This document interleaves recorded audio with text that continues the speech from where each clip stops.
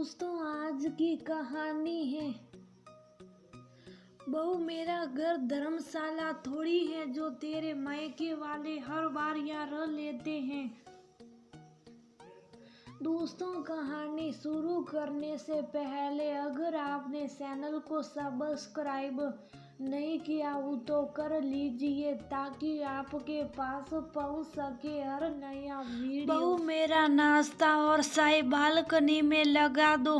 ठंड बहुत है, थोड़ा धूप सेक लूंगी। थोड़ी देर बाद देखा तो बहू की छोटी बहन विधि नाश्ते की ट्रे लेकर चली आ रही है। उसका यह रहना उन्हें खटक रहा था। आज उन्हें बोलने का मौका मिल गया। अरे विधि बेटा, तुम यहाँ कब तक रहोगी? निधि ने फिर तुम्हें बुलाया है क्या? वह तो मैं चुप हूँ, मगर तुम तो जाने का नाम ही नहीं ले रही।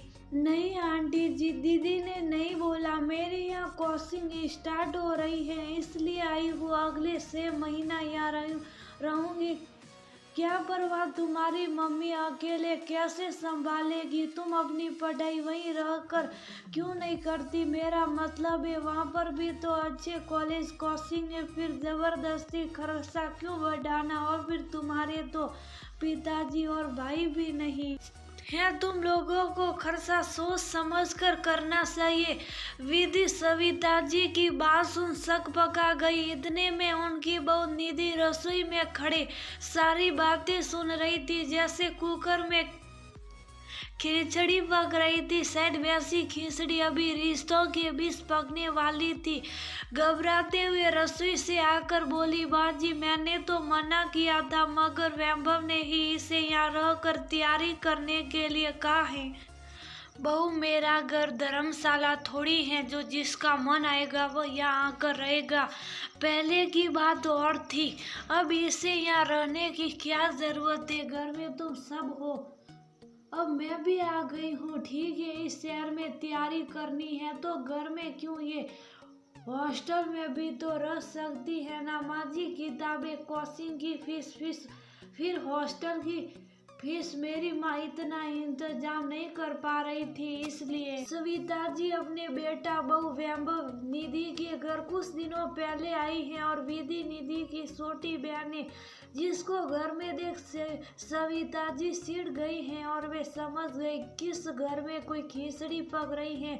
अब तो वह जल्द से जल्द विधि अपने घर वापस भेजना चाहती थी। अरे मेरी भोली बहू, यही तो कर रही हूँ। जब तुम्हारी माँ की औकात ही नहीं इतना खर्चा उठाने की, तो फिर ये क्यों इतने बड़े दिल्ली शहर में आकर तैयारी कर रही है? सतना में रहकर पढ़े, छोटी मोटी नौकरी कर सके तो ठीक, वरना शादी ब्याह कर जिम्मेदारियों से मुक्ति पाई। समधन जी, निधि अपनी बात पूरी कर नहीं पाई, तभी वैभव अपने कमरे के दरवाजे पर खड़ा सब बातें सुन चुका था। वो बाहर निकल कर बोला, माँ आपको विधि के यहाँ रहने से क्या परेशानी है? बच्ची सिर्फ पढ़ना ही तो चाहती है, उसे पढ़ने दीजिए। कोई बच्ची नहीं है, मैं यहाँ जब से आई हूँ देख रही हूँ, कभी ये मेरे साथ बैठे बातें करती है तो कभी हिस्से ठिठोली कर रही है, तेरे सिर पर मालिश कर रही है, तुझे नाश्ता परोस रही है, मुन्नी की देखभाल में लगी है। बहु रिश्तों के बीच की डोर बहुत कच्ची होती है, इसलिए सावधानी बरतना भी बहुत जरूरी है। मैं तो तुम लोगों को आगाह कर रही हूँ, कहने को विधि वैभव की साली ही है और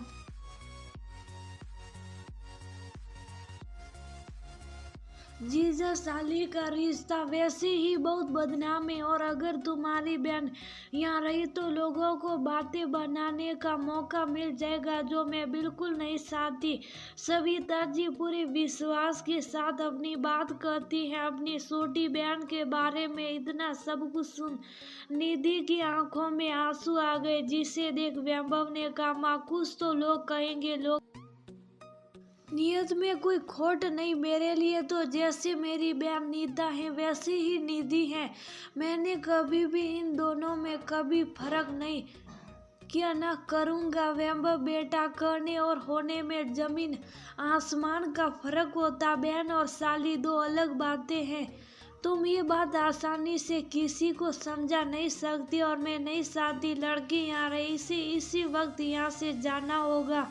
ये मेरा फैसला है जिसे आंटी जी आप बिल्कुल सही कहती हैं। मैं आज ही वापस चली जाऊंगी। वो अपनी दीदी के ससुराल में हंगामा खड़ा नहीं करना चाहती थी। कहते हुए विधि अपने कमरे की तरफ बढ़ने लगी। रुको विधि, तुम कहीं नहीं जा रही हो माँ। जिस वक्त हमें जरूरत थी तब आप और नीता में से कोई भी हमारे पास नहीं आया। तब ये लड़की विधि ही थी जो अपनी दीदी की डिलीवरी करवाने यहाँ पहुंची और 6 महीने तक अपनी बहन और मुन्नी की सेवा ही नहीं कि आपके बेटे को भी समय पर नाश्ता खाना बना कर दिया। जिस बीमारी लॉकडाउन का बहाना बनाकर आप लोग हमारी मदद के लिए नहीं आए, ये लड़की बिना कुछ सोचे समझे हमारे पास दौड़ पड़ी। तब आपको कोई आपत्ति नहीं थी। जब तक कोई हमारे काम आ रहा तब तक ठीक है। जैसे ही हम किसी के काम आने लगे तो हमें पल्ला झाड़ लेना चाहिए। ये बेचारी तो एक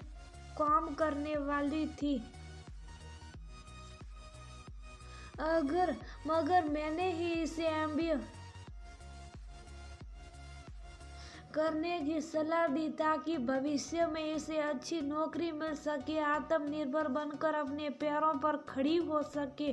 जिसने मेरे बुरे वक्त में साथ दिया उसका साथ मैं हर वक्त देने तैयार हूँ। इसलिए विधि की पूरी जिम्मेदारी मैंने अपने कंधों पर ली है इसका बड़ा भाई होने के नाते। और इतना ही नहीं, मैंने निधि के साथ मिलकर ये फैसला किया है विधि का कन्यादान हम दोनों लेंगे ताकि कोई भूल कर भी हमारे पवित्र रिश्ते पर उंगली ना उठा सके। माँ, रिश्तों के बीच विश्वास का एक पतला धागा होता है जिसे हमें विश्वास से ही मजबूत करना पड़ता है। जो मैं आप सबकी जिम्मेदारी उठाता हूँ वैसे ही निधि के परिवार की जिम्मेदारी भी मेरी ही है। और सही का ये घर है हमेशा अपनों के लिए खुला, कोई धर्मशाला नहीं जहाँ आने जाने के लिए किसी को सोचना पड़ेगा। आज सविता जी को अपने कथन पर बड़ी शर्मिंदगी महसूस हो रही थी। पहला तो वे अपने बहू बेटे के कठिन वक्त पर साथ ना दे सकी, दूसरा छोटी सोच के कारण रिश्तों पर भी उंगली उठा रही थी।